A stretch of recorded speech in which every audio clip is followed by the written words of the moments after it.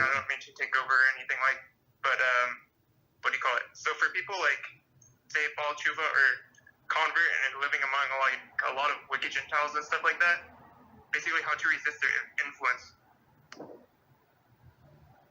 I think what was the last phrase? Sorry, it was like some noise. So a Jew, let's say that this Baal Tshuva, or so he's living among the wicked Gentiles. So and then what? What is the question? Basically, how to not be influenced by them, like not to become like them. That's what Rambam said. It's in Halachos Dios. We actually start posting online, but it's we're in chapter 1, I think, but it's closer to the end. So Rambam said you're not allowed to live among these people. You're not allowed. You have to move out, because for sure they're going to influence you.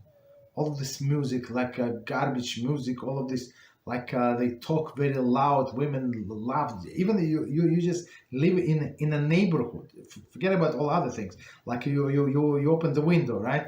So all of these loud things, and of course they're going to affect a person. So Rambam said you must move out somewhere, and he said if there are bandits or there is a war and you cannot cross the border, you don't have money. He said move to the desert, right?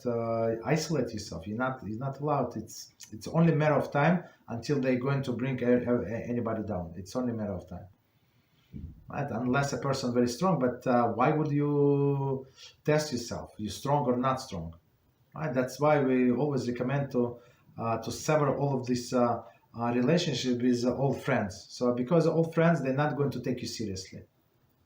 Understand? And they're going to ask you, let's go to the bar, let's go to this place, that place. Look, okay, you're religious, religious. Okay, one time you cannot go one time. Okay, so you're not going to wear your kippah. You're going to put the baseball cap. Nobody knows you and stuff like that, and guess what? People fall for it. They unfortunately they want to be liked, they want to be accepted, and there is a craziness about being accepted by everybody.